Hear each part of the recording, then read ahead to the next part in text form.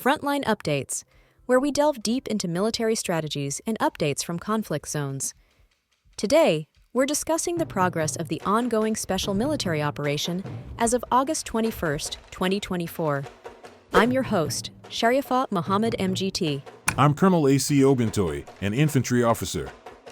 Continued operations and advancements, the Russian armed forces persist in their military activities, making significant advancements in various strategic locations across Ukraine, particularly in the Kharkiv, Luhansk, Donetsk, and Zaporizhia regions. Welcome to Frontline Updates podcast, where we delve deep into military strategies with the experts. Today, we're joined by Colonel AUC Oguntoye to discuss the latest updates from the special military operation on August 21st, 2024. Colonel, thank you for joining us today. Thank you for having me. Colonel, could you start by giving us an overview of today's operations conducted by the North Group of Forces? Yes, today, our North Group of Forces engaged in significant operations in the Vovchansk and Liptsov directions. They successfully targeted formations from the Ukrainian 43rd Mechanized and 92nd Assault Brigades, among others, resulting in the loss of 100 Ukrainian soldiers, several vehicles, and key artillery units like the 152mm D-20 howitzer. Moving west, what can you tell us about the operations conducted by the West Group of Forces? The West Group has been quite active. They've taken more strategic positions and successfully repelled 6 counterattacks by Ukrainian forces, including the 115th Mechanized and 110th Territorial Defense Brigades. The enemy's losses were substantial, amounting to 470 servicemen, a tank, and several artillery pieces, including a U.S.-made 155mm M198 howitzer. How about the Southern Group? What advances have they made? The Southern Group has improved their tactical positions dramatically today, engaging multiple Ukrainian brigades and inflicting heavy losses, including over 700 servicemen and a significant amount of military hardware like the M777 howitzer. They also destroyed an ammunition depot, which is a critical blow to the enemy's logistics and resupply capabilities.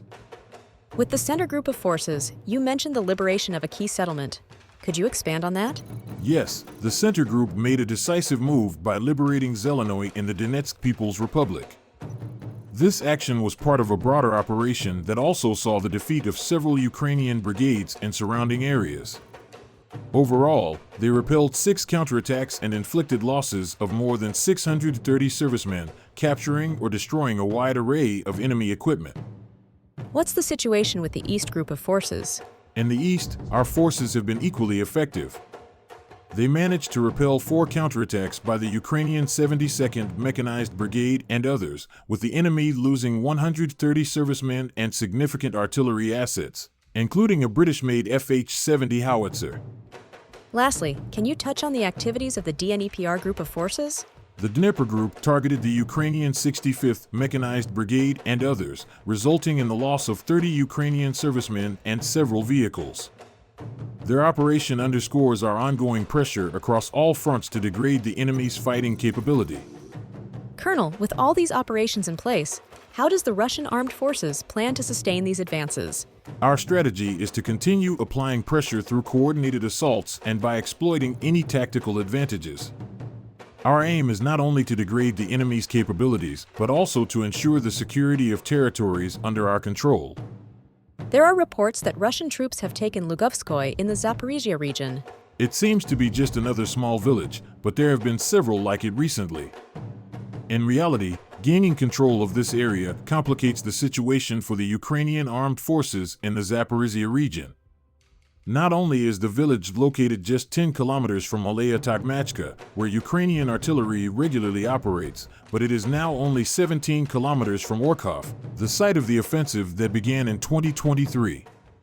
This proximity allows for more frequent and effective attacks on the Ukrainian army garrison.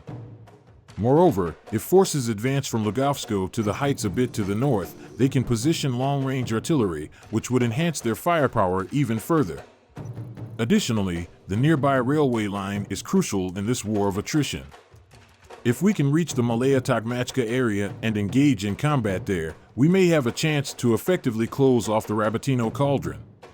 As we conclude, Are the Ukrainian armed forces leaving the Kursk region or not? On August 21st, there were reports about the withdrawal of the Ukrainian armed forces from the territory of the Kursk region. In assessing the events, we undoubtedly trust the people who make such statements. However, it is worth remembering something else. The main task of the Ukrainian armed forces in the Kursk area has not been fulfilled. Lgov, Kurchatov, these settlements have not been taken. Yes, there is information noise around them. Raids on Koronivo and in the Guria area continue. Periodically they fly towards Kursk. But the main task, obviously, is all. With proper planning of an operation, and the Kursk operation was properly planned by the Ukrainian armed forces, Plan A always goes hand in hand with Plan B, and if necessary with Plan C, and so on alphabetically. If Ukrainian troops are being withdrawn, it hardly means, Chief, everything is lost. As we wrap up, it is a cold calculation? The element of surprise has been lost, and there is no longer any point in destroying units for no reason. At the same time, a second strike cannot be ruled out, only not along the previous route, but along a neighboring one, through Tyakino to Rylsk, which, in essence, is Plan B for the Ukrainian armed forces in the Kursk region. In other areas, the threat also remains, so, in our humble opinion, it is necessary to remain extremely vigilant. Colonel, thank you for providing such a detailed briefing on the current military situation. Your insights are invaluable to our understanding of the conflict's dynamics. And thank you to our listeners for tuning in. Join us next time as we continue to provide up-to-date coverage on global military affairs. Stay with us for more updates and expert analyses on global defense and security issues. Stay informed, stay secure. Thank you for having me.